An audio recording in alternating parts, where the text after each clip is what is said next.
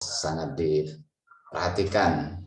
Jangan sampai samplingnya lepas ya, jangan sampai samplingnya yang seharusnya kuantitatif menggunakan sampling kualitatif, atau yang sebaliknya samplingnya kualitatif menggunakan sampling yang kuantitatif. Jangan begitu ya. Jadi saya harap bisa sesuai dengan pendekatan penelitiannya masing-masing.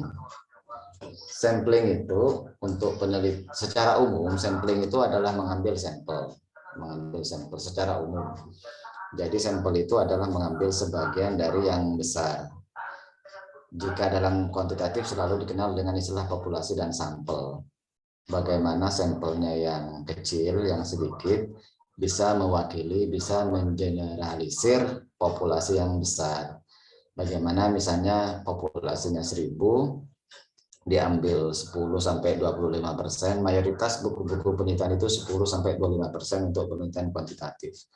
Jadi bagaimana pengambilan yang sampel yang 10-25%, artinya tidak 100% ya, itu bisa mewakili secara keseluruhan. Nah ini perlu teknik, perlu keakuratan di dalam dunia kuantitatif, karena harus mengeneralisir informasi yang ada di populasi, di tingkat populasi, maka pengambilannya harus, kata kuncinya adalah harus acak, kata kuncinya.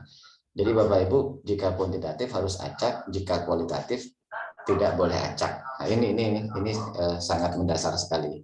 Jika kuantitatif harus acak, jika kualitatif justru tidak boleh acak, karena sampel yang di kualitatif itu adalah sampel yang purposive, yang sesuai dengan tujuan penelitian. Nah, jadi ini berlawanan ya.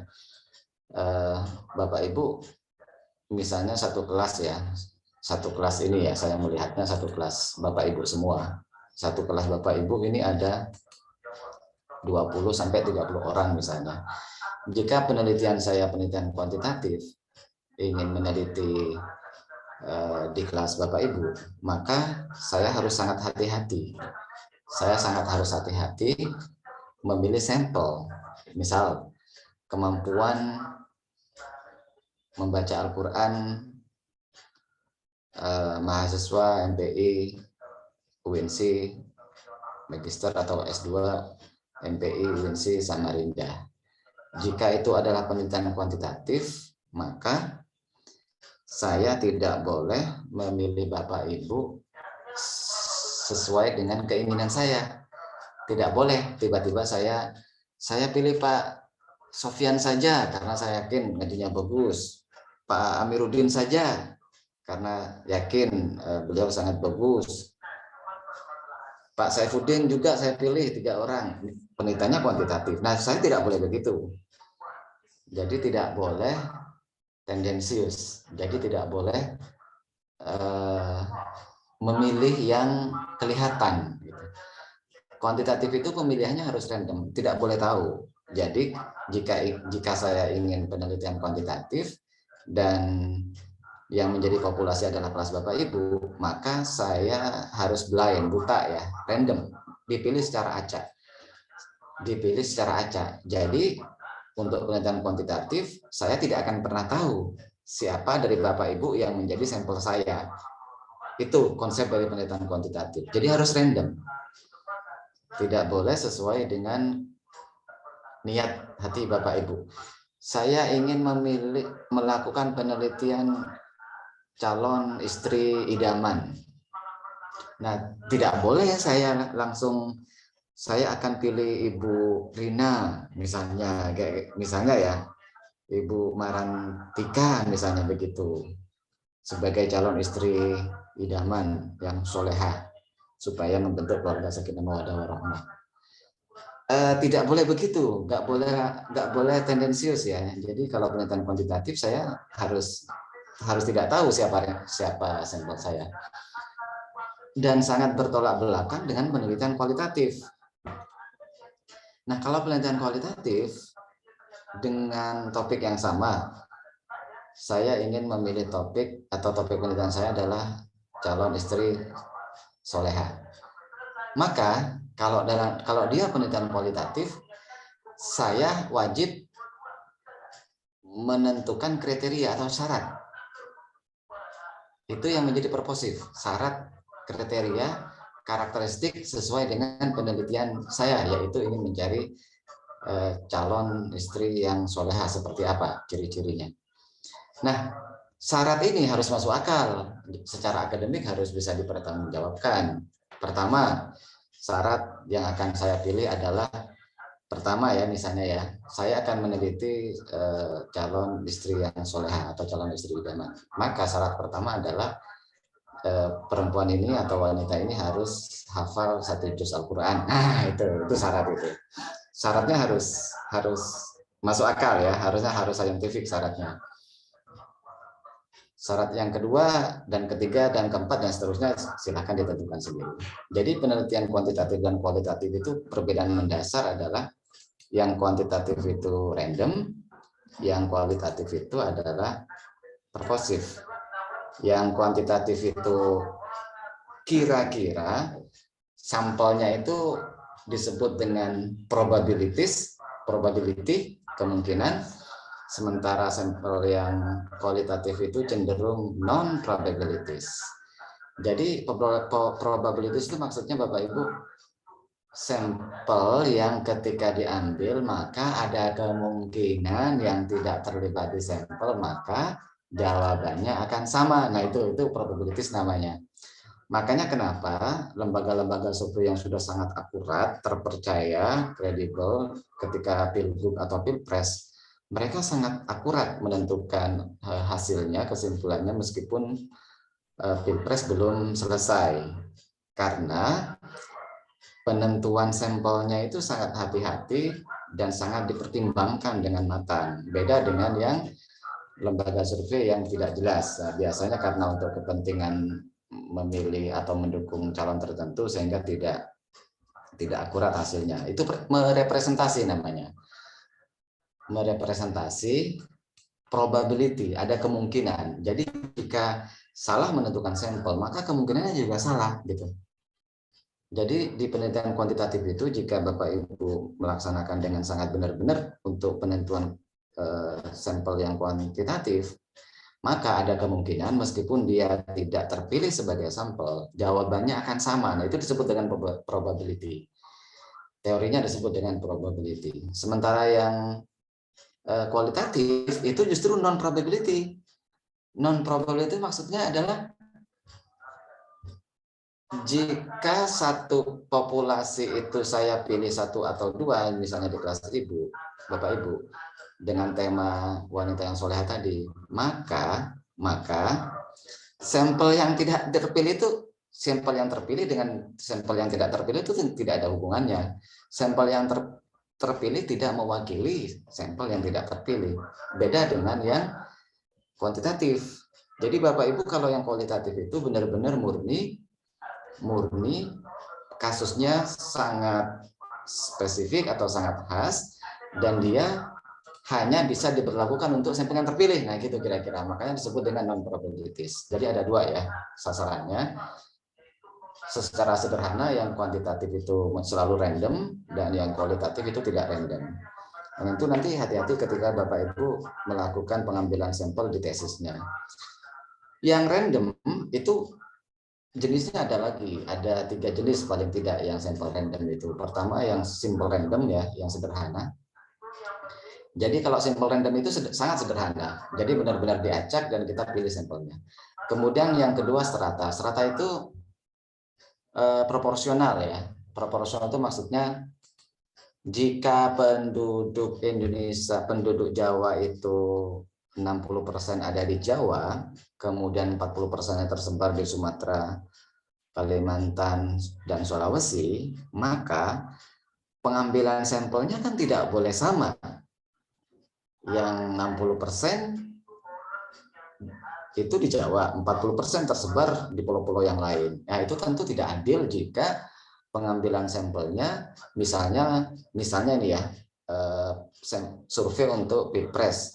Tiba-tiba saya ngambil sampel di Jawa itu 1000, di Kalimantan 1000. Nah, itu nggak adil. karena dia harus di strata dulu kan, dia harus dibagi-bagi dulu mana yang lebih atas, mana yang lebih besar dan seterusnya. Kemudian sampel berikutnya adalah sampel untuk klaster, jadi di klaster-klasterkan atau dikelompokkan sesuai dengan klasternya masing-masing, apakah berdasarkan agamanya, kepentingan politiknya dan seterusnya. Itu menjadi salah satu indikasi bahwa pemilihan sampel itu jika populasinya berbentuk klaster, maka harus pengambilan sampelnya berbentuk klaster. Kemudian yang kualitatif, selain purposive, ada lagi satu yang sangat dianjurkan. Memang biasanya purposive ya, purposive sampling untuk penelitian kualitatif. Purposive itu maknanya adalah sesuai dengan tujuan penelitian, itu purposive. Sesuai dengan yang ingin diteliti. Tapi ada juga yang tidak menggunakan purposive, tapi menggunakan yang disebut dengan snowball sampling.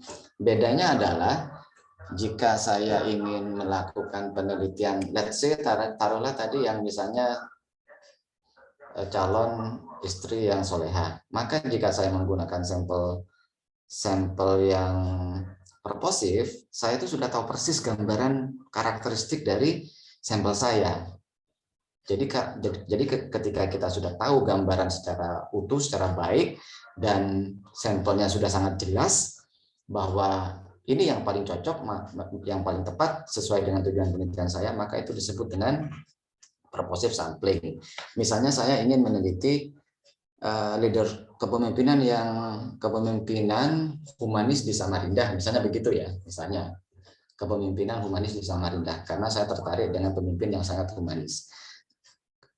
Bapak Ibu boleh menggunakan purposive sampling jika samplingnya sudah tahu di mana lokasinya, siapa dia. Nah, itu. Jadi ketika Bapak Ibu sudah menetapkan kriteria, tiba-tiba orangnya sudah jelas, ketemu, Ibu tinggal datangi, maka Bapak Ibu tinggal datangi, maka itu disebut dengan purposive, sesuai dengan tujuan penelitian dan jelas siapa samplingnya. Namun ketika samplingnya belum tahu, belum clear, dan bakal berubah-ubah, misalnya Bapak Ibu ingin meneliti kepemimpinan humanis di Samarinda, tapi Bapak Ibu ternyata tidak yakin, ada beberapa lokasi yang Bapak Ibu curigai menerapkan kepemimpinan yang humanis. Nah, untuk yang konsep sampling yang snowball, Bapak Ibu pilih satu, kemudian nanti bergulir, berkembang sesuai dengan situasi di lapangan. Ini biasanya penelitian-penelitian yang identifikasinya tidak terlalu gamblang atau tidak terlalu jelas. Jadi kalau Bapak Ibu tidak yakin dengan sesuatu hal di subjek itu, maka Bapak Ibu bisa menggunakan snowball. Snowball itu nanti pemilihan samplingnya berkembang sesuai dengan situasi yang berkembang atau yang terjadi di lapangan. Itu ya. Jadi penekanannya adalah yang kuantitatif itu adalah yang random, maka yang kualitatif itu adalah yang bisa menggunakan purposive, bisa menggunakan yang snowball. Salah satunya, silahkan, boleh purposive, boleh yang snowball. Sekarang kita buka diskusi ya, jadi itu gambaran umumnya. Sekarang kita buka diskusi, kira-kira Bapak Ibu untuk pemilihan sampelnya sesuai dengan tujuan penelitiannya mau menggunakan yang mana, dan yang terutama itu adalah apa alasannya menggunakan sampling itu. Untuk S2 atau untuk magister, Bapak Ibu usahakan, ini kan sudah mulai ngedraft ya, Bapak Ibu sudah mulai ngedraft tesis, usahakan setiap poin yang ada di metodologi penelitian, baik itu di bagian metodologi penelitian, baik itu di bagian sampling atau populasi dan sampel jika kuantitatif, jika subjek penelitian untuk yang kualitatif, atau yang sumber data jika yang berkaitan dengan kitab atau textbook, atau yang berkaitan dengan dokumen, atau Bapak Ibu ingin meneliti yang sifatnya objek tertentu, itu kan tergantung dari desain penelitiannya ya, beda-beda nantinya. Itu di bagian yang kedua, dan di bagian instrumen juga di bagian validasi data dan plus analisis data, pastikan Bapak Ibu memiliki teori, pastikan. Jadi biasakan menguraikan sesuatu itu tidak hanya berkesah. Usahakan masing-masing poin yang ada di metode penelitian itu atau metode penelitian itu, Bapak Ibu memberikan uraian masing-masing subsectionnya itu, penjelasannya apa, lalu berdasarkan teori apa, itu usahakan supaya argumen Bapak Ibu bisa diterima. Supaya jika ada perbedaan, kenapa menggunakan itu misalnya. Contoh sederhana adalah pemilihan populasi dan sampel untuk kuantitatif itu ada beberapa perbedaan. Misalnya kalau Ari Kunto 15 sampai 25%, kalau Sugiono 15 sampai 20%. Sekitar itu ada beda-beda sedikit. Jika Bapak Ibu nanti dipertanyakan atau ditanyakan kenapa menggunakan prosentase sekian misalnya ya, maka Bapak Ibu punya jawabannya. Itu yang paling penting. Maka sehingga usahakan setiap poin yang ada di metodologi penelitian itu ada support referensinya. Itu usahakan. Jika di kuantitatif sampel nggak sampai 100 selalu wajib semuanya. Ini agak rata ya di Indonesia, hampir semua buku-buku penelitian memberikan argumen yang sama. Tapi untuk persentase yang lebih dari 100 itu ada perbedaan sedikit, tinggal Bapak Ibu menggunakan yang mana. Silahkan sekarang kita coba buka diskusi, kira-kira Bapak Ibu penelitiannya apa, lalu sampling yang akan menggunakan teknik yang mana dan apa alasannya. Wabil khusus yang kualitatif harap memberikan karakteristik atau alasan kenapa menggunakan sampling itu dan kenapa subjek tertentu dipilih sebagai subjek penelitian. Kita mulai dari Pak Jainuddin. Silakan Pak.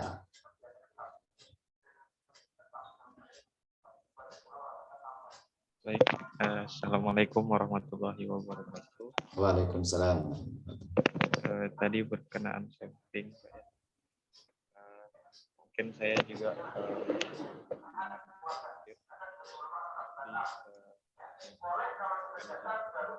jika saya mengambil sampel untuk penelitian saya yang berkenaan dengan peran kepala sekolah dan minat baca, saya mungkin bakalan mengambil seperti Bapak sampaikan tadi, sampling kuali yang sesuai dengan karakteristik atau tidak random. Contohnya ketika saya mencari tentang minat baca, pastinya saya bakalan mencari untuk sampelnya pasti untuk siswanya, saya mencari siswa yang sering ke perpustakaan salah satunya. Dan mungkin yang berprestasi dan sering ke perpustakaan. Dan untuk kepala sekolahnya pasti saya mengambil kepala sekolah juga, dan untuk gurunya saya lebih mengambil ke guru bahasa Indonesia. Mungkin itu saja sih, mungkin mohon arahan dari Bapak. Jika ada kekurangannya mohon maaf. Terima kasih. Ya Pak, baik, bagus Pak Zainuddin. Hindari penggunaan mungkin ya dalam dunia penelitian Pak ya. Usahakan yakin bahwa saya akan mengambil data sesuai dengan tema penelitian saya, yang guru adalah alasannya seperti ini, sementara yang murid alasannya seperti ini. Alasannya bagi yang murid adalah sering datang ke perpustakaan untuk melihat minat bacanya, dan itu sudah mulai kelihatan Pak. Nah, syaratnya seperti itu memang. Jadi sudah harus mulai membaca syarat-syaratnya. Nah, untuk yang sering ke perpustakaan, tentu orang melakukan penelitian itu Pak Zainuddin tidak bisa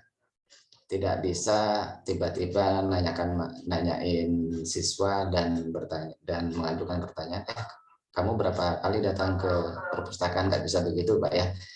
Pemilihan sampel ketika Bapak mengklaim sering rajin ke perpustakaan itu harus ada data yang dikeluarkan oleh perpustakaan bahwa si anak itu berapa kali berkunjung, dengan data-data yang bisa dicek di data kunjungan yang ada di perpustakaan. Jadi hal-hal sepele seperti ini itu penting untuk menguatkan argumen Bapak kenapa siswa ini dipilih dengan tema minat baca.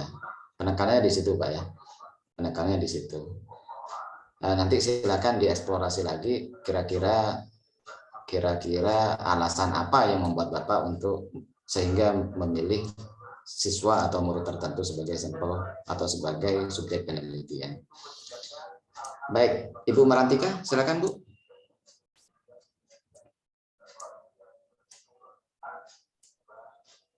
Ya, Assalamualaikum warahmatullahi wabarakatuh. Waalaikumsalam warahmatullahi wabarakatuh. Kebetulan di sini Pak, tesis saya kan bersifat kuantitatif. Oke, kuantitatif. Oke, Pak. Jadi untuk populasinya itu saya milih 100 orang, Pak. Kenapa kok memilih 100 orang, Ibu? Karena menurut saya kalau semakin banyak populasinya itu akan semakin kuat datanya, Pak. Ibu kok bisa tahu kalau itu 100 ya? Maksudnya gimana? Populasinya di mana? Kok biasanya kalau di kuantitatif agak sulit langsung menentukan angka begitu, kecuali Ibu sudah tahu datanya. Ibu populasinya di mana? Masih mau ini Pak, mau ngambil sejumlah 100 orang aja.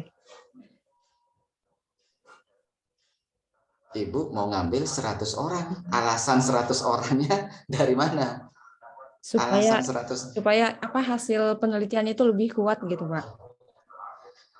Iya, ternyata Ibu tidak mendengarkan uraian saya tadi ya. Jadi, nah ini Bapak Ibu gunanya membuka buku-buku penelitian. Buku-buku penelitian ya harap dibuka ya. Nanti dibuka di bagian sampling atau teknik pengambilan sampel. Nah, teknik pengambilan sampel itu untuk kuantitatif hanya ada 2 saja tekniknya secara umum. Pertama adalah jika tidak sampai 100 maka diambil semua. Jika lebih dari 100 maka diprosentasekan 15 sampai 25%. Nah, cara menjawabnya jika Bapak Ibu kuantitatif adalah sesuaikan dengan lokasinya. Jika Bapak Ibu ingin meneliti sekolah, taruhlah let's say Man Samarinda misalnya. Jadi Bapak Ibu itu harus menguraikannya seperti ini. Saya akan mengambil sampel di Man Samarinda. Nah, populasi di Man Samarinda itu sekitar 500 sampai 600 orang murid. Saya akan meneliti murid. Karena populasinya 500, di atas 500 orang, maka saya akan menggunakan proporsi pengambilan sampelnya menurut bukunya siapa. Dan menurut bukunya tertentu, kalau lebih dari 100, maka yang digunakan adalah sekian persen kali total populasi. Begitu cara jawabnya, Bu. Oh, gimana? Ibu tidak bisa bilang, saya akan ngambil populasi sampel 100. Nah, itu ngarang namanya. Ya, Pak. Itu tidak mengikuti saran dari buku-buku atau teknik pengambilan sampling yang ada di metode penelitian. Jadi patokannya itu adalah lokasinya di mana, lalu kira-kira total populasinya berapa, dan di atas 100 atau tidak gitu. Jadi kalau di atas 100 menggunakan proporsi tadi dan seterusnya, prosentase dan seterusnya. Baik, sekarang kita ke Pak Aminuddin. Silakan Pak.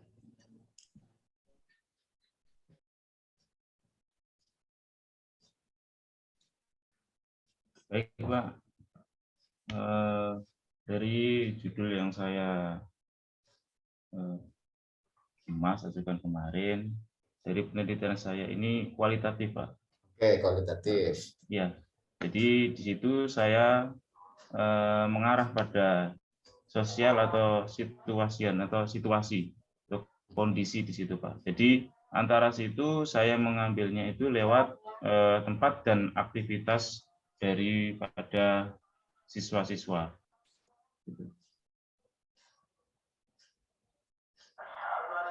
Belum menjawab pertanyaan saya, Pak. Teknik samplingnya bagaimana, Pak? Nah. Jadi teknik yang saya ambil itu dari aktivitas kegiatan anak-anak, Pak. Iya, kan yang ditanyakan itu berapanya teknik di kualitatif itu kan ada 2, proposif sama atau snowball. Bapak mau pakai yang mana, lalu apa alasannya dan apa indikasinya, apa indikatornya, apa karakternya sehingga anak-anak ini terpilih sebagai sampel. Nah, gitu pertanyaannya.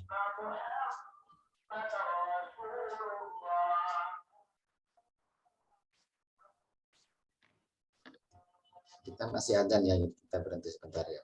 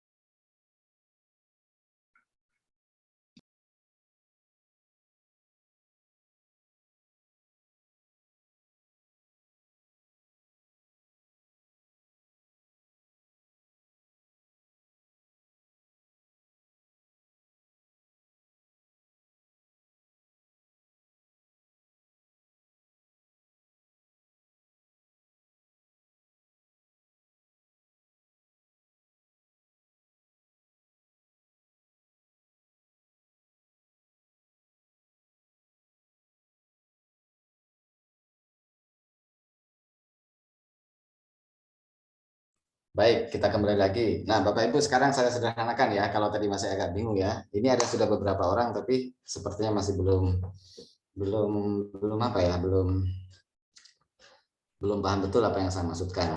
Jadi Bapak Ibu, jika Bapak Ibu itu mengambil data penelitian, itu kan selain konten analisis yang bersifat dokumen, itu kan memerlukan orang sebagai sumbernya. Jika Bapak Ibu yang diteliti dokumen, maka bukan orang kan, misalnya kitab, kurikulum misalnya, maka sumber datanya adalah dokumen tertentu.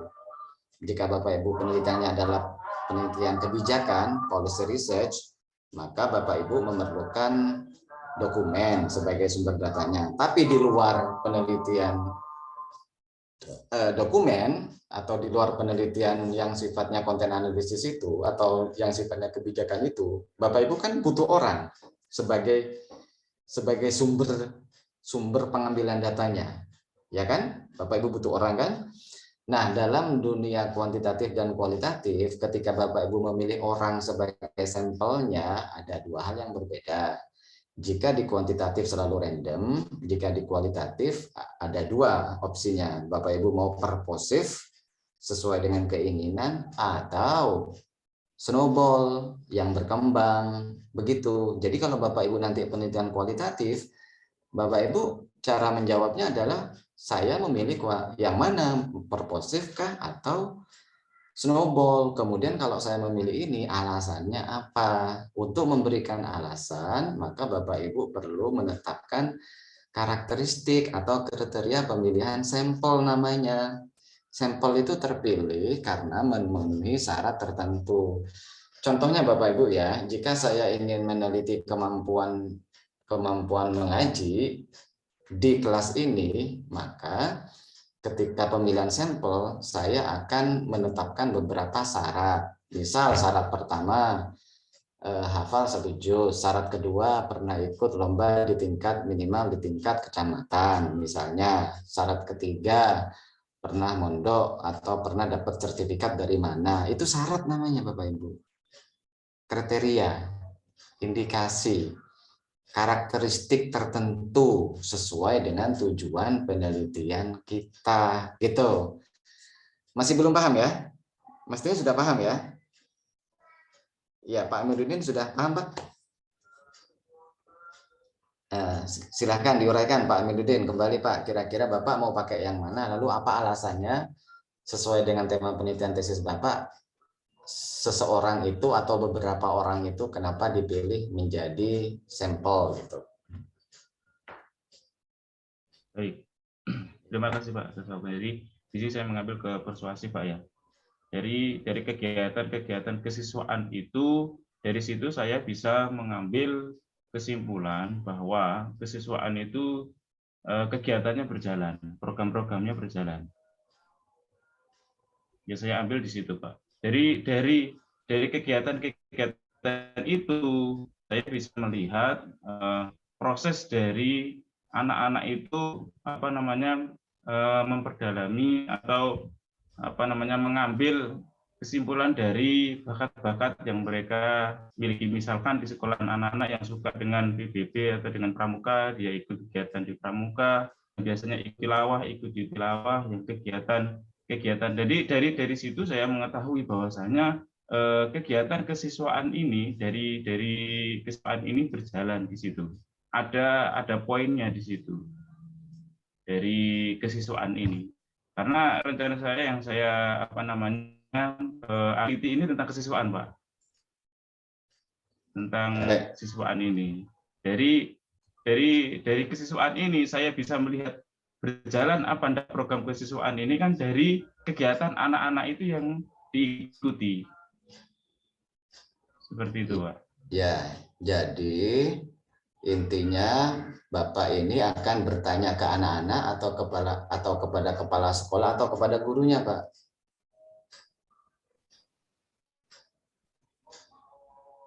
Belum jelas juga. Yang akan Bapak gali datanya itu nanti dari mana?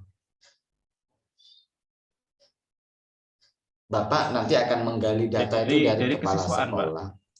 Kesiswaan itu maksudnya waka kesiswaan. Kesiswaan itu siapa, Pak? Kan ada orangnya, Waka kesiswaan, wakil kepala. Itu jawabannya. Jadi di sampel Bapak itu adalah wakil kepala sekolah yang memenuhi syarat tertentu, gitu, Pak. Ya, tapi syaratnya tadi belum dijelaskan. Pak Kausar, silakan, Pak. Tadi sudah Pak Aminuddin sudah saya coba pancing-pancing. Pak Kausar, silakan. Selanjutnya.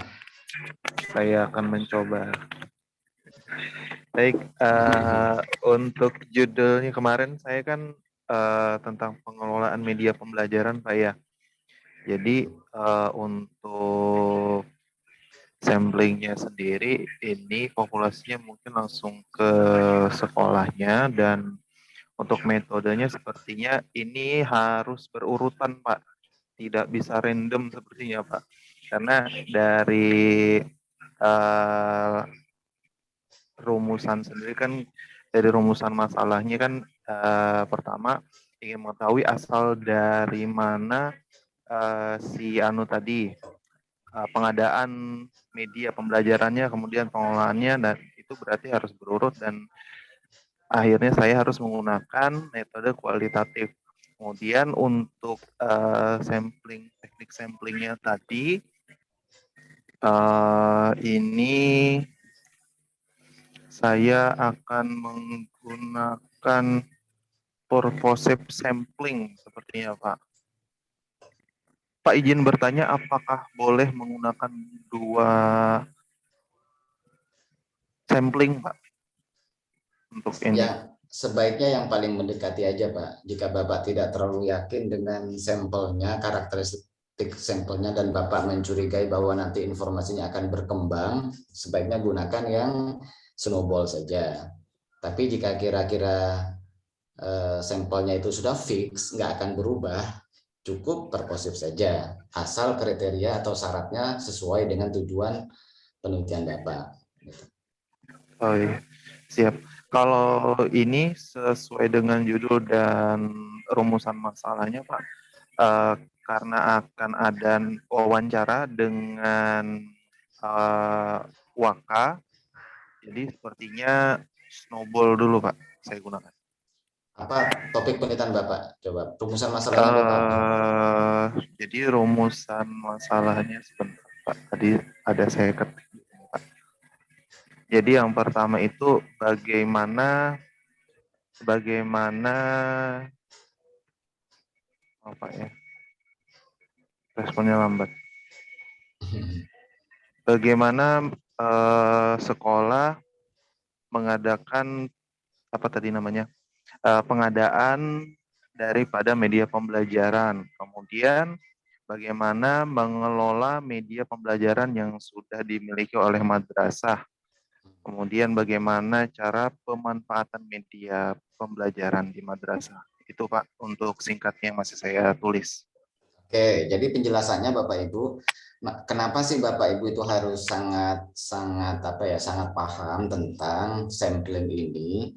Karena dia tidak berdiri sendiri sampling ini.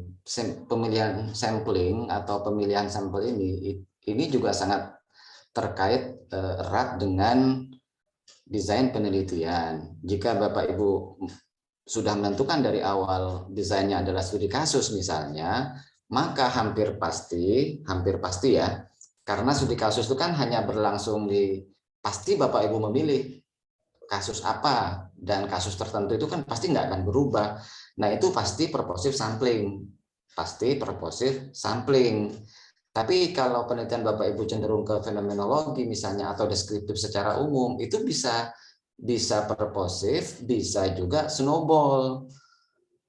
Kenapa sih bisa purposive, bisa snowball? Karena penelitian yang cenderung berkembang itu bisa saja nanti sampelnya berubah atau berkembang atau berbeda, yang dari awal sulit diidentifikasi. Meskipun dari awal Bapak Ibu perlu menetapkan siapa sampel saya, memang sangat wajib ya dari awal. Tetapi untuk penelitian-penelitian yang memang akan berkembang, Bapak Ibu boleh menggunakan purposive, itu tujuannya. Nah, kembali ke Pak Kausar tadi, jika nanti penelitiannya diarahkan ke studi kasus, mestinya Bapak tidak perlu menggunakan yang snowball, Pak. Mestinya yang cukup purposive aja, karena lokasinya tidak akan berubah. Temanya juga tetap yang itu. Maka Bapak Ibu perlu sangat memahami sampling ini secara jelas dulu, karena ada kemungkinan itu dipengaruhi juga oleh desain penelitian, begitu hikmah atau manfaatnya. Bapak Ibu kalau dalam dunia penelitian itu harus sangat bisa menjelaskan, sifatnya improvisasi dan tidak boleh baca, mulai desainnya, mulai pendekatannya apa, desainnya apa, kemudian masuk ke sampling, akhirnya sampelnya itu apakah random atau apakah purposive atau apakah snowball. Tapi kalau Bapak Ibu kualitatif sudah pasti kalau tidak purposive pasti snowball, salah satu dari dua itu. Nah, pertanyaannya seharusnya yang bisa dijawab adalah kenapa dia yang dipilih. Nah, itu jawabannya karakternya. Begitu Bapak Ibu ya.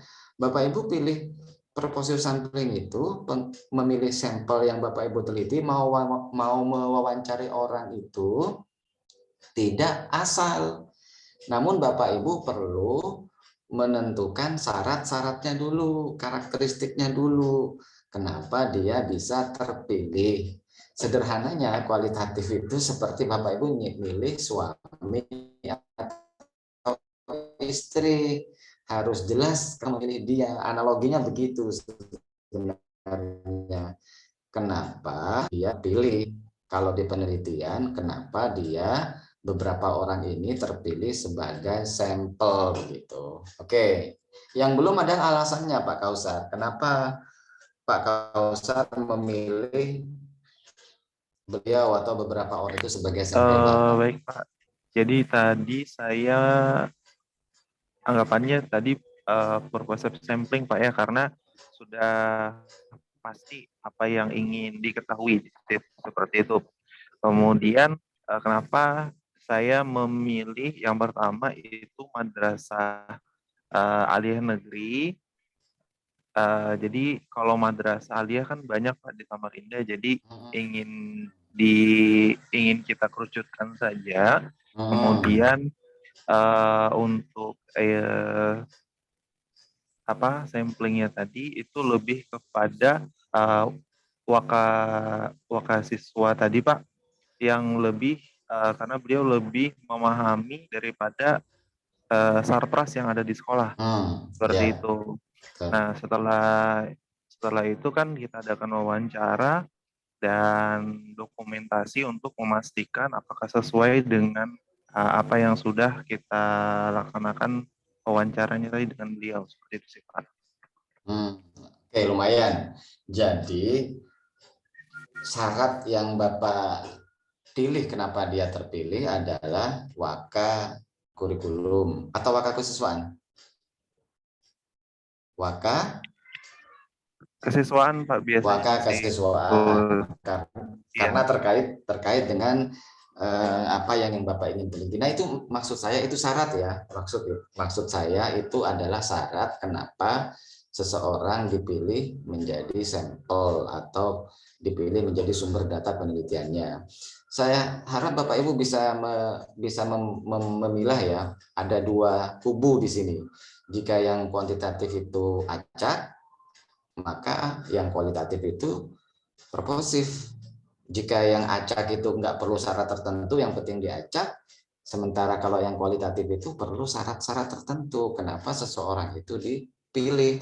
Nah, seseorang dipilih itu berdasarkan tujuan penelitian. Nah, kalau penelitian Bapak Ibu meneliti sarpras, tentu carilah wakil, mestinya kepala sekolah atau wakil kepala sekolah yang berkaitan dengan sarpras tersebut. Saya pikir itu sudah mulai bisa dipahami ya. Sekarang Ibu Sinta, silakan Ibu Sinta. Ya. Pak, Ya. karena ini kemarin saya rubah sedikit judulnya, jadi implementasi manajemen rencana kerja dan anggaran madrasah berbasis elektronik dalam meningkatkan mutu pendidikan pada madrasah sanawiyah di Kota Balikpapan. Pendekatan yang saya pilih yaitu pendekatan kualitatif.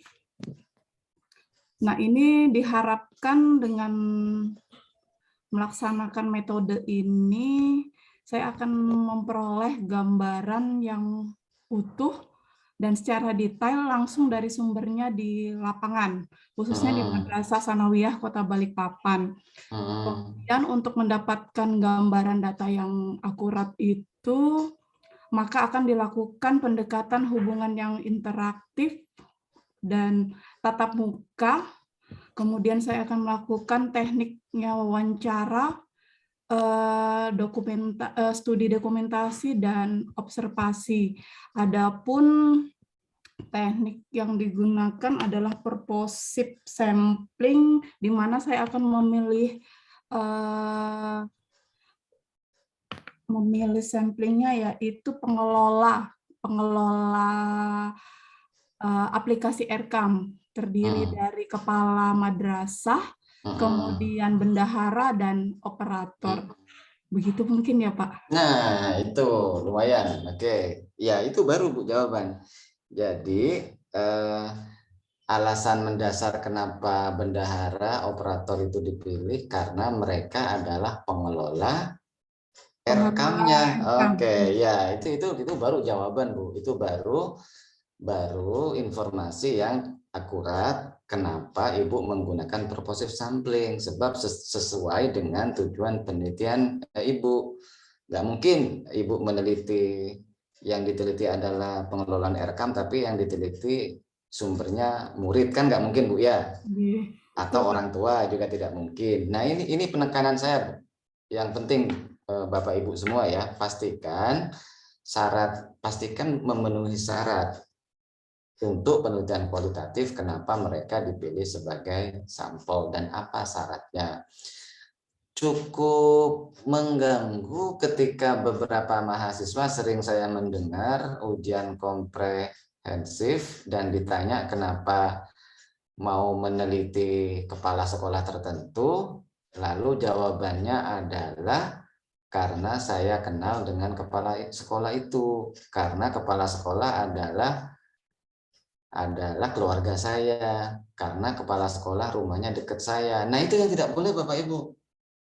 Jadi konten itu yang malam ini kita tekankan ya, jangan pernah memberi alasan pemilihan sampel tertentu secara subjektif. Jangan pernah memberi, Bapak Ibu nanti di pengujinya bisa ya meskipun nggak tersinggung, kok mahasiswa SD kok kayak gitu ya. Ini masih muncul Bapak Ibu, beberapa belakangan ini masih di tahun ini masih muncul ada mahasiswa yang menjawab seperti itu. Itu jawaban yang subjektif karena dekat dengan rumah saya, karena saya kenal, karena anak saya sekolah di situ, karena kepala sekolahnya adalah suami atau istri saya. Itu jawaban yang subjektif, itu dihindari semua. Nah, jawabannya seharusnya sesuai dengan tujuan penelitian yang terakhir disampaikan oleh Ibu Sinta tadi. Alasannya pengelola adalah yang mengelola Erkam, berarti bendahara dan seterusnya. Oke, lumayan Ibu Sinta. Tapi nanti Ibu perlu hati-hati Bu ya, karena ada 2 variabel yaitu yang cukup menyita penelitian Ibu Sinta. Yang pertama adalah pengelolaan Erkam, yang kedua meningkatkan apa tadi Bu? Meningkatkan mutu. Nah, itu. Bapak Ibu Sinta perlu mengelola, menguasai yang pertama pengelolaan Erkamnya, yang indikator pengelolaan Erkamnya maksud saya. Yang kedua adalah mutu, ciri dari mutunya, ciri mutu pendidikannya. Iya, Pak. Nah, itu akan lumayan banyak temuan Ibu, karena temuan Ibu ada 2 variabel yang perlu digali di situ. Pertama pengelolaan Erkam, yang kedua peningkatan mutu pendidikannya. Dan masing-masingnya pasti ada indikasinya kan Bu. Nah, itu perlu sangat dipertimbangkan dari sekarang. Oke, baik. Berikutnya Pak Bisma, silakan Pak. Bismillahirrahmanirrahim. Assalamualaikum warahmatullahi wabarakatuh. Waalaikumsalam. Baik Pak, saya akan nanti mengambil teknik, karena saya mengambil metode kualitatif dan judul saya adalah implementasi kurikulum sains di madrasah, salah satu madrasah Balikpapan. Saya akan mengambil teknik purposive sampling dan saya akan menentukan responden yang akan saya gali, yaitu kepala sekolah, wakakurikulum, guru, dan mungkin orang tua murid dari siswa. Kayaknya sampai guru aja Pak. Kepala sekolah, wakakurikulum, dan guru. Kita menggali dokumen-dokumen yang menunjang nanti untuk menjadi bahan galian saya. Sepertinya seperti itu Pak. Pak Bisma dan juga Bapak Ibu yang lain ya, penelitian di S2 itu ada 2 hal yang biasanya sering diteliti. Pertama deskriptif, yang sifatnya deskriptif saja, memberi gambaran. Kalau sifatnya deskriptif atau memberi gambaran saja, itu seharusnya lokasinya banyak, misalnya di 3 kabupaten dan kota misalnya. Nah, lokasi yang banyak itu yang terpenting adalah Bapak atau Ibu memilih sumber peneliti atau sampling yang memiliki karakteristik yang mirip atau yang sama dengan penelitian Bapak Ibu. Contoh, saya akan meneliti secara deskriptif implementasi pengelolaan Erkam misalnya ya. Nah, ketika saya fokus kepada pengelolaan Erkam itu, pertanyaan Erkam yang digital ya misalnya, maka jika penelitiannya deskriptif kemudian lokasinya banyak tersebar di 3 kabupaten atau kota, maka pastikan sekolah-sekolah yang dipilih itu memiliki ciri atau karakter yang mirip atau yang sama. Jangan timpang. Misalnya kalau Bapak Ibu meneliti yang satu adalah madrasah negeri, berarti yang di kabupaten yang lain juga negeri. Tapi negerinya harus menggunakan Erkam atau menggunakan produk yang sama.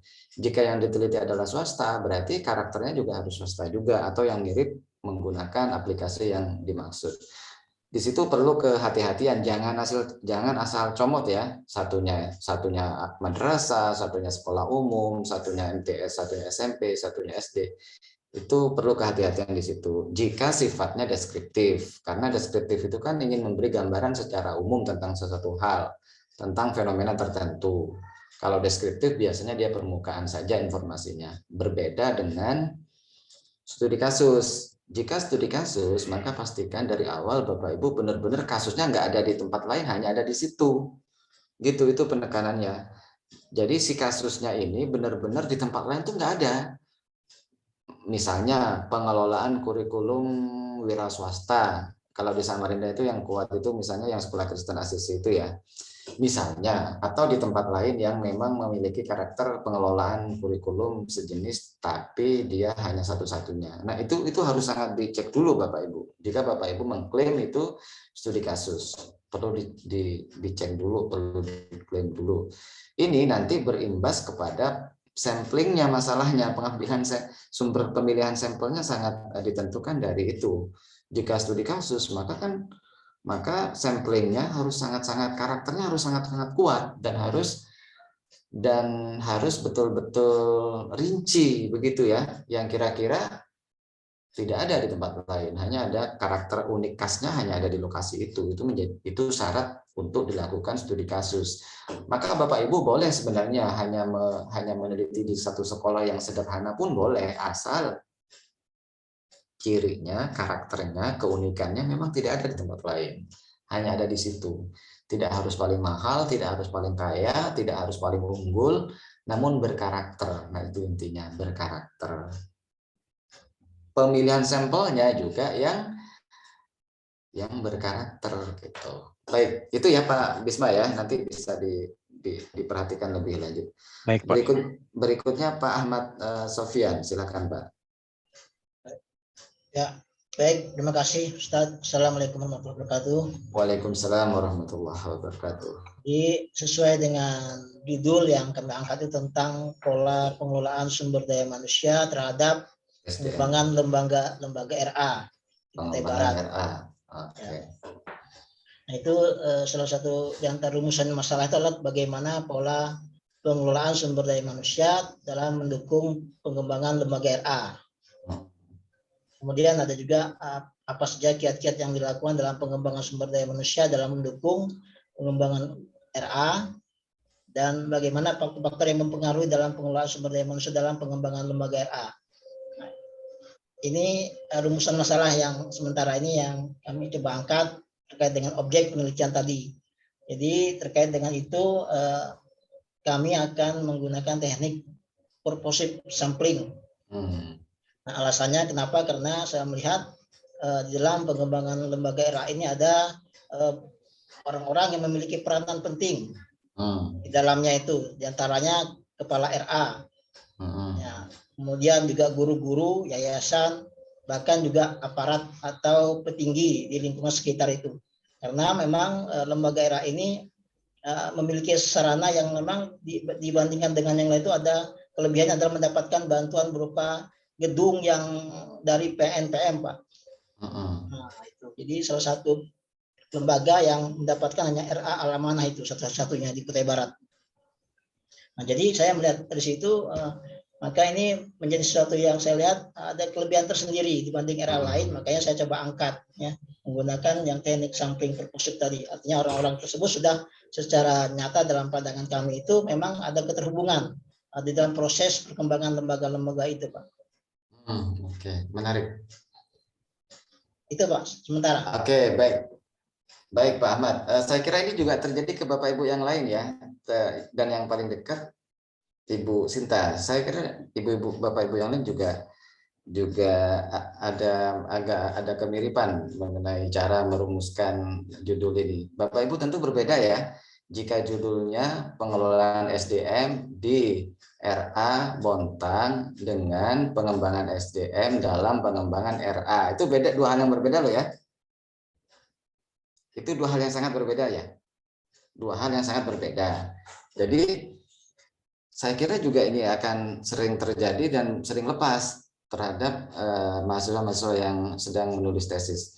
Jika penelitian Bapak itu murni manajemen pendidikan di salah satu fungsi pendidikan, maka yang harus dicari adalah indikator yang ada di manajemen tersebut. Dalam kasusnya Pak Ahmad, jika judulnya pengelolaan SDM, seandainya nih, pengelolaan SDM di RA Bontang, maka yang diteliti adalah indikator-indikator yang ada di dalam pengelolaan atau manajemen RA. Begitu aja kan?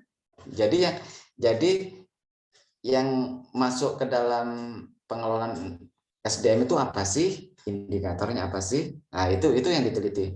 Tapi menjadi berbeda jika judulnya adalah pengelolaan SDM, pengelolaan sumber daya manusia dalam pengembangan RA. Itu jadi dua itu. Jadi dua indikator besar itu. Jadi bagaimana si SDM ini dikelola untuk mengembangkan RA. Nah, RA itu RA itu yang berkembang atau yang dianggap berkembang atau apa yang harus dikembangkan kan pasti ada ininya Pak, pasti ada poin-poinnya. Nggak mungkin RA secara umum kan? Apakah yang perlu dikembangkan itu adalah gedungnya, penambahan fasilitas perlengkapan belajarnya, jumlah muridnya? Nah, itu kan pasti ini Pak, pasti ada poin-poin yang disasar, yang dikembangkan RA itu di bagian yang mana. Nah, saya hanya menekankan ke Pak Ahmad bahwa topiknya menarik, tentu silakan dilanjut karena penelitian pengelolaan SDM di RA Bontang sangat berbeda dan menjadi lebih menarik jika sesuai dengan yang Pak Ahmad tadi sebutkan, pengelolaan sumber daya manusia di dalam pengembangan RA. Jadi ada dua hal Pak ya, ada dua hal, yang satu pengelolaan SDM-nya, yang satu poin-poin pengembangan RA-nya. Kemudian untuk sumber sampling atau orang-orang yang akan diteliti sudah sesuai ya, yang tentunya yang terlibat di SDM itu kepala sekolah tentunya yang paling utama, dan yang lain-lain yang terkait dengan kepala sekolah. Kira-kira Pak, syarat untuk dipilih atau syarat kenapa si kepala sekolah layak dipilih itu menurut Pak Ahmad apa Pak yang menjadi syarat bahwa saya kepala sekolah ini saya pilih, apa syaratnya? Kenapa dia layak dipilih Pak? Kan pertanyaannya muncul, RA itu banyak, kenapa kok bukan RA yang itu, kok RA yang ini, kan begitu kan Pak? Ya, ya. Bapak kan harus memberi argumen kan, ciri-ciri si kepala sekolah ini layak diteliti karena apa begitu? Karena Ya. kenapa Pak layak diteliti? Ya, lembaga RA tadi kan saya katakan memang kurang lebih sama dengan yang lain, cuma secara fisik tadi kan sudah sampaikan itu. Yang kedua memang ada terus peningkatan dari segi jumlah siswa dan sekarang juga terakreditasi B. Nah, kenapa guru kepala sekolah tadi? Karena memang beliau adalah salah satu yang sejak awal merintis. Nah, merintis lembaga itu, kemudian konsen di dalam mengembangkan. Bahkan para gurunya sekarang ini dari awal itu hanya 3 dan ada satu yang S1, kebetulan kepala sekolahnya S1. Nah, sekarang 8 orang itu semuanya S1. Nah, dulunya tuh 3 dan sekarang 8 dan sudah S1 gitu semuanya. Jadi kalau alasannya kepala sekolahnya merintis dari awal, kan banyak sekolah yang dirintis dari awal Pak. Kemudian mungkin ada RA yang akreditasinya A, kok malah yang B. Nah kayak gini kan Bapak perlu menyiapkan jawaban kan Pak. Ketika ditanyakan, loh kok Bapak malah pilih yang akreditasinya B, seharusnya kan yang akreditasinya A. Dan sekolah-sekolah yang akreditasinya A, mayoritas mereka mengembangkan dari awal. Mayoritas gurunya 2 atau 3, sekarang sudah 5, ada yang 10. Dengan kata lain, secara kasar pasti banyak sekolah-sekolah yang lebih layak diteliti. Nah, gimana Pak cara jawabnya Pak? Kalau bicara masalah akreditasi tadi Pak, di Kutai Barat cuma itu yang sudah B, yang lainnya ini di bawah. Nah, itu. Oh iya. Berarti belum ada yang A Pak ya? Ya. Oh iya. Nah itu maksud saya Pak. Jadi memang perlu disiapkan pertanyaannya Pak ya. Pertanyaan tadi perlu diantisipasi dan disiapkan jawabannya. Kenapa seseorang layak dipilih? Nah Bapak Ibu sebenarnya konsep pemilihannya itu aja sebenarnya. Bagaimana caranya Bapak Ibu menyiapkan alasan seseorang dipilih sebagai sampel penelitian. Saya harap semoga lancar nanti penelitian di Kubar Pak ya. Amin ya Pak. Oh ya, oke, baik. Sekarang kita ke Ibu Rina. Ibu Rina. Iya Pak. Assalamualaikum warahmatullahi wabarakatuh. Waalaikumsalam warahmatullahi wabarakatuh. Mengenai judul yang saya sampaikan kemarin terkait dengan pengaruh kemampuan manajerial kepala sekolah terhadap motivasi dan kinerja tenaga administrasi, dan di MTS saya pilihnya Sebalikpapan karena MTS di Balikpapan cuma 14, jadi teknik sampel nanti saya kan kuantitatif, jadi sampel yang saya ambil semuanya karena kalau menurut buku yang saya baca di Hari Kunto itu kalau kurang dari 100 harus diambil semua. Seperti itu. Kemudian respondensinya nanti kepala sekolah sama tenaga administrasinya. Seperti itu, Pak. Yang tadi saya sudah sampaikan di awal sebenarnya, jika sampel tidak sampai 100 itu diambil semua, itu untuk penelitian kuantitatif ya Ibu ya. Jadi jangan dicampur dengan penelitian kualitatif. Penelitian kualitatif bertolak belakang. Menurut Miles Haberman Saldanha, sampel boleh kecil. Kecil itu 1 orang boleh. Jadi 1 orang boleh asal ada syarat-syaratnya. Nah, dalam hal syarat-syarat itulah Bapak Ibu perlu menyiapkan syarat-syarat sehingga seseorang ini memang layak, bukan orang yang lainnya. Ketika ditanyakan, Bapak Ibu bisa memberi jawaban yang saintifik, yang akademik, yang memang bisa dipertanggungjawabkan, yang masuk akal, tidak subjektif, namun objektif. Nah, itu ya harapannya ya, Ibu ya. Ibu akan meneliti di mana itu, Bu? Di Balikpapan, Pak. Oh, di Balikpapan. Di Balikpapan saja. Nanti berbentuk deskriptif atau studi kasus? Deskriptif. Kalau deskriptif untuk S2 apa tidak terlalu sederhana, Bu, di satu kota, Bu? Jadi Pak, masukannya? Ya, alternatifnya ada 2 ya, ke Bapak Ibu semua ya. Jika Bapak Ibu memilih di satu kota atau kabupaten dan jika tidak berniat ke tempat lain atau tidak keluar kota atau kabupaten, maka diharapkan Bapak Ibu yang studi kasus. Tapi pastikan studi kasus itu hanya terjadi di wilayah tersebut yang memang sangat unik dan khas. Kalau standar, kalau umum, kalau sama, seharusnya deskriptif. Tapi kalau deskriptif untuk S2, 1 kabupaten itu terlalu kecil. Untuk S2 yang sifatnya deskriptif, mestinya bisa minimal 3 kabupaten dan kota. Untuk yang deskriptif. Deskriptif ini kan informasi umum, Bapak Ibu meneliti sesuatu, tapi tidak terlalu menonjol, tidak terlalu khas, tidak terlalu ini, rata begitu Bu ya, Bapak Ibu ya. Jika rata di kabupaten atau kota itu mereka menjalani proses pendidikan itu kurang lebih sama saja, itu kan tidak bisa diambil ke studi kasus.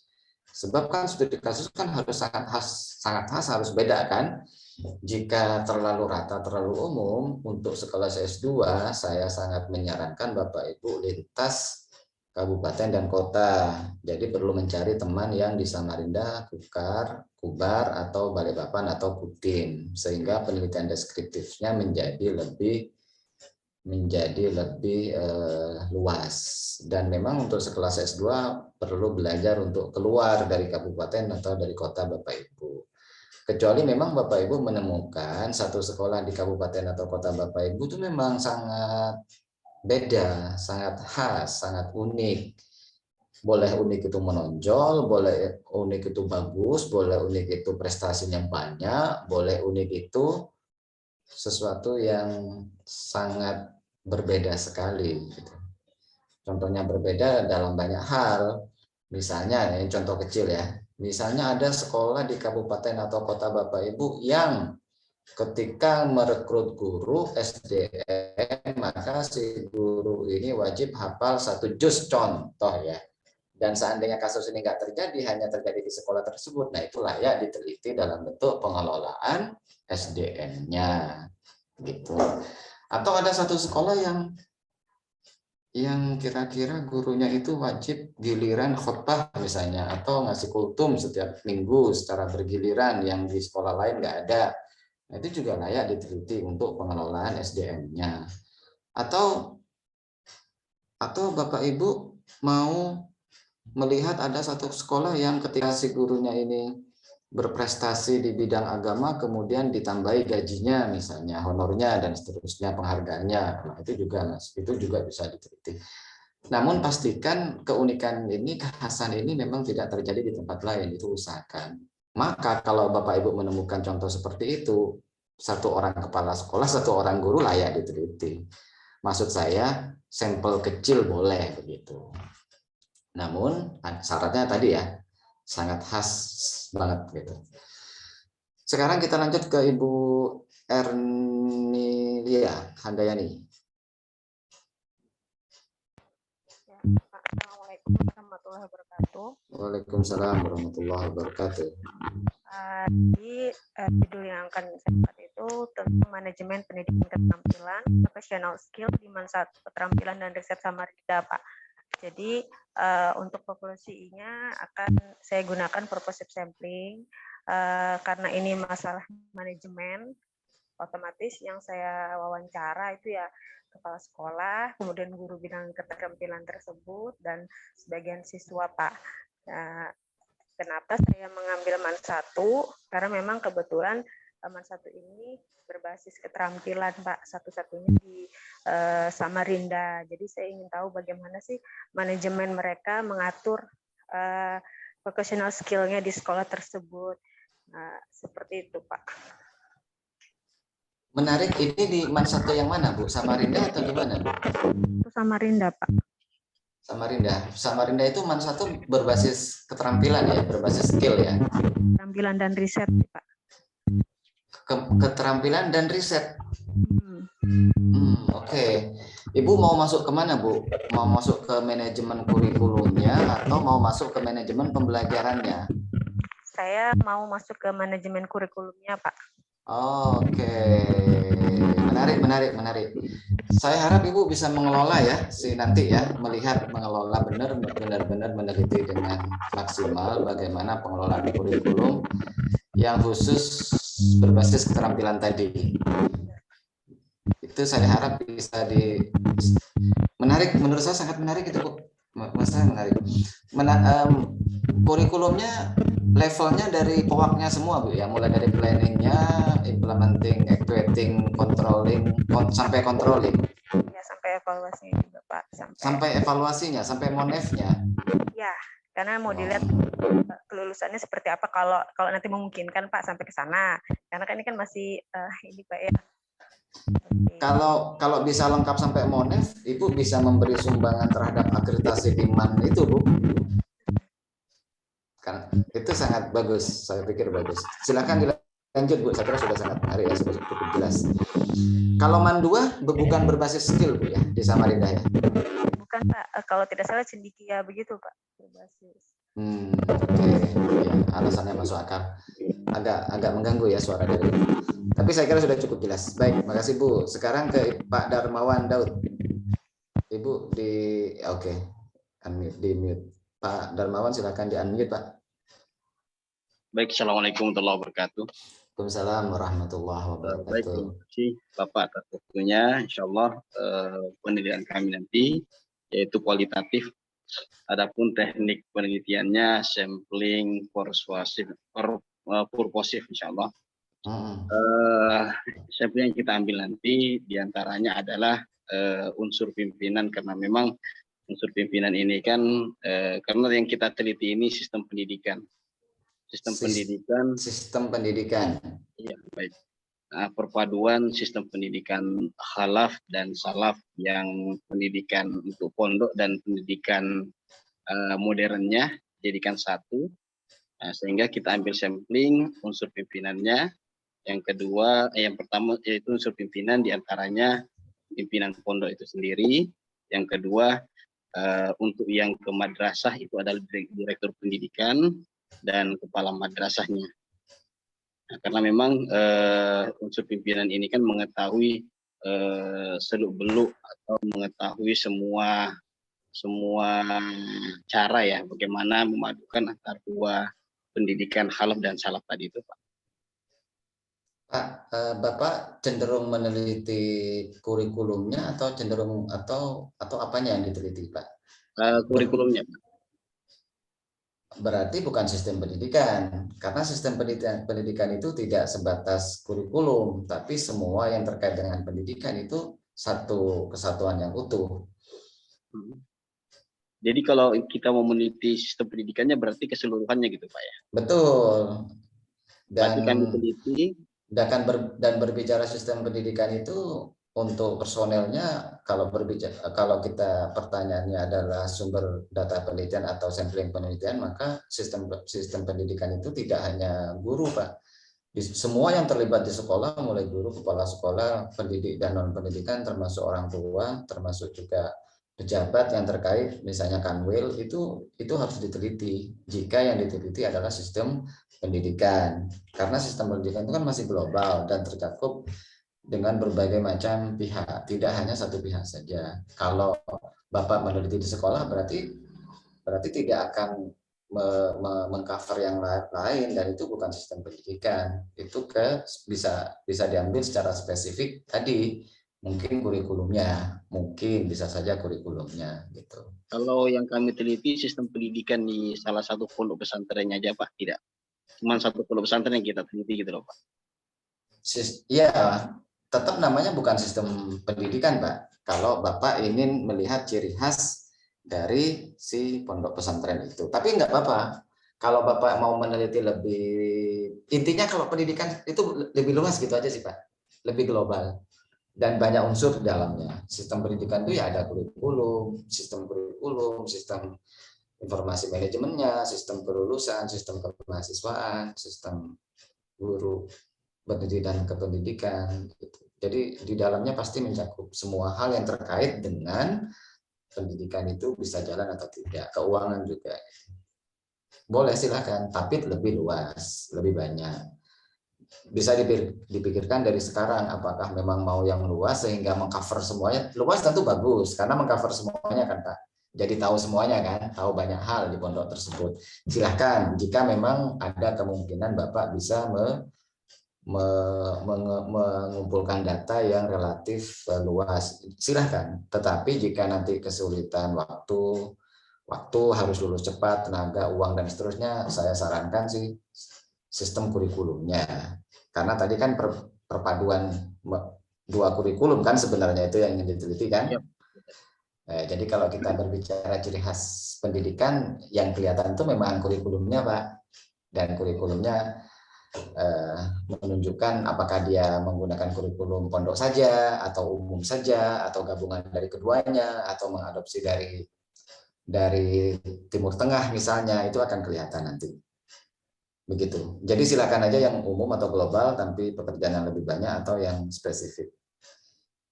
Begitu Pak ya? Jadi intinya kalau kita ingin meneliti kurikulumnya saja, yaitu memadukan dua kurikulum yang ada, baik yang pondok maupun yang umum, berarti populasi yang kita ambil itu secara keseluruhan juga, mulai dari pimpinan sampai tidak. Semua yang terkait dengan kurikulum itu, tentu kepala sekolah, wakakurikulum, dan semua guru. Semua guru kan pasti berinteraksi dengan kurikulumnya kan, semua guru. Dan karena ini khusus ada kurikulum pondok dan yang lain, tentu menarik juga stakeholder Pak. Pendanaannya bisa saja kan pondok itu ada dana dari luar Pak ya, misalnya donatur atau orang tua. Bisa saja orang tua itu menyekolahkan putra-putrinya ke pondok tersebut karena memang kurikulumnya gabungan dari kurikulum khusus pondok dan yang umum. Itu peta yang harus Bapak pelajari lebih lanjut sebenarnya. Akan spesifik ke kurikulum atau menyentuh yang lainnya. Tapi tentu kalau kurikulum menjadi lebih sederhana, tapi karena S2 tetap harus fokus Pak ya, tetap harus mendalam. Berbicara kurikulum cukup luas Pak. Berbicara kurikulum cukup luas, apalagi yang lainnya. Begitu. Untuk sementara Bapak perlu melihat perbandingan atau bahan-bahan yang terkait dengan perpaduan kurikulum pondok dan kurikulum umum dimanapun sumber bacaan yang bisa Bapak cari. Gitu Pak ya? Baik, ya. Baik Pak. Terima kasih atas. Semoga lancar nantinya. Pak Saifuddin. Baik Pak. Ya. Terima kasih atas kesempatannya. Assalamualaikum warahmatullahi wabarakatuh. Waalaikumsalam warahmatullahi wabarakatuh. Untuk judul yang akan saya teliti itu berkaitan dengan eksistensi pengelolaan program tahfiz di era 4.0 pada jenjang SD di SD Islam Al-Quds Samarinda Pak. Jadi kenapa saya mengambil sampel SD Islam Al-Quds, karena dari info yang saya dapatkan, SD Al-Quds ini yang memberikan program tahfiz yang tidak biasanya. Artinya untuk di level untuk Kota Samarinda level SD Al-Quds ini saja yang berani memberikan target hafalan itu sampai lebih dari 10 juz, Pak. Jadi itu salah satu alasan saya mengambil sampel di SD Islam Al-Quds ini. Dan selanjutnya yang ingin saya garis bawahi adalah eksistensi pengelolaan tahfiznya, karena di dalam penelitian saya itu kaitannya adalah di era sekarang ini ya Pak ya. Jadi kenapa orang tua murid masih tertarik untuk menyekolahkan anaknya yang berbasis pendidikan agama, kenapa tidak ke arah teknologi yang berkembang saat ini. Mungkin itu yang menjadi alasan saya mengambil di pengelolaan program tahfiz SD Al-Quds ini, Pak. Samplingnya, Pak, apa yang akan digunakan? Samplingnya sampling proposit. Jadi sampel ini mungkin tujuannya adalah melihat pengelolaan program tahfiznya, bagaimana sekolah itu untuk mencapai target yang mereka sudah canangkan, yaitu 12 juz. Mereka meluluskan siswa dengan target hafalan 12 juz itu, Pak. Ya, Pak. Kalau eksistensi itu akan tidak hanya terkait secara internal, Pak ya, tapi eksistensi itu terkait juga dengan dinamika di luar sekolah tersebut atau di rumah tahfiz tersebut atau yang terjadi di sekelilingnya. Bisa bertahan itu karena ada perbandingannya. Jadi Bapak perlu mengelola sebenarnya, Pak ya, informasi rumah-rumah tahfiz yang lain atau tempat-tempat yang sangat mirip, namun Bapak bisa memberikan informasi pembuktian secara data empiris. Al-Quds ini memang bisa bertahan. Bisa bertahan itu kan karena ada saingannya, Pak, secara kasar ya, atau ada lembaga-lembaga lain yang sejenis. Nah, itu perlu ditunjukkan sehingga pemilihan samplingnya atau pemilihan lokasinya betul-betul akurat. Hindari subjektivitas, Pak ya, hindari subjektivitas. Semakin objektif tentu semakin bagus, Pak ya. Jika Bapak bisa menyodorkan data 12 juz ini berapa persen yang bisa menguasai, misalnya santri di sana berapa persen yang bisa menguasai, berapa persen yang lamanya sekian, berapa persen yang lama sekian, dan perlu disandingkan dengan data-data yang dari tempat lain. Itulah gunanya kepustakaan, Pak, yang saya singgung di pertemuan sebelumnya. Terus kepustakaan itu penting untuk melihat suatu fenomena itu betul-betul fair, terpotret secara adil. Bapak Ibu tidak subjektif, tidak katanya dan tidak menurut saya dan tidak saya yakin, namun Bapak Ibu betul-betul memiliki data yang bisa dipertanggungjawabkan. Itu beda penelitian, Pak ya, dengan asumsi gitu. Lumayan bagus, Pak, saya harap bisa dilanjutkan. Kemudian Pak Ibu, siapa ya Ibu ini ya? Yang belum, Pak Muammar, silakan Pak Muammar Tasbih. Iya, Pak. Bismillahirrahmanirrahim. Mohon maaf, ini masih di klinik.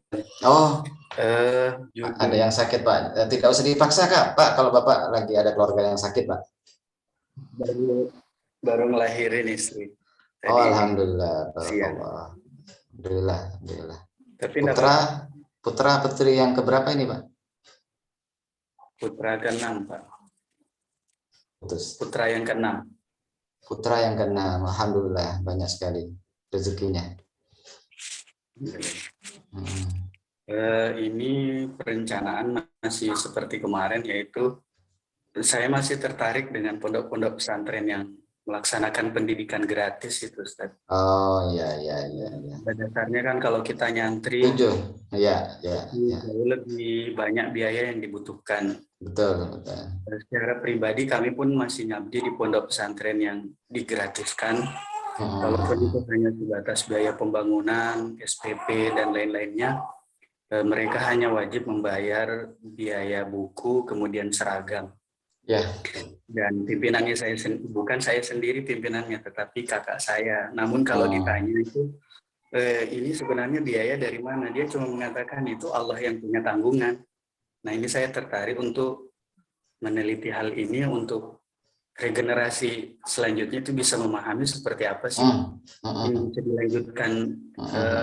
Ini kan bagus sekali seperti itu. Ya saya pun yang mengabdi di sini mengerti pendiri ini seperti apa ini, maunya itu arah kemana gitu. Jadi kemarin itu manajemen keuangan pondok pesantren gratis. Nah kalau misalnya yang ini nanti diizinkan untuk meneliti di pondok pesantren ini, maka ini. Kalau misalnya tidak, maka saya akan mencari pondok pesantren yang menggratiskan juga, tapi bukan di backing sama perusahaan. Karena di Bontang juga ada pondok tahfiz, rumah tahfiz begitu, tapi backingannya PT Pupuk Kaltim. Nah itu saya kira sudah jelas ya sumber dananya dari mana. Namun yang artinya yang di backing sama ya dana yang kita tidak tahu seperti perusahaan tertentu gitu. Itu saya kira itu cukup menarik buat saya karena saya sudah mengalami di pondok tempat saya mengabdi ini, Ustaz. Baik, Pak. Saya pikir anaknya putranya nangis, Pak. Jadi biar fokus ke ibu atau istri yang sedang melahirkan. Dan temanya menarik, tidak usah khawatir, itu sangat menarik. Meskipun pengambilan data tentang keuangan sangat sensitif, tidak semua mau memberikan informasi tentang keuangan, itu saja yang perlu dipastikan. Bapak ketemu pondok yang mau memberi akses keuangan, itu saja. Untuk temanya tentu sangat menarik tema keuangan.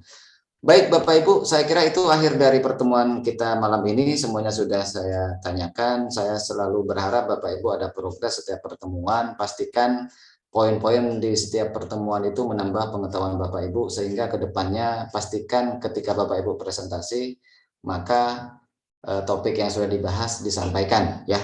Itu. Jadi mulai dari judul, latar belakang, rumusan masalah, tujuan penelitian, teori, jangan lupa kepustakaannya punya berapa, dan hari ini kita berbicara tentang samplingnya seperti apa. Nah itu, jadi poin-poin yang sudah dibahas, ketika nanti pertemuan yang akan datang, maka poin-poin yang sudah dibahas harap disampaikan, supaya Bapak Ibu lebih matang, semakin membaik, semakin lengkap informasinya, itu harapan saya.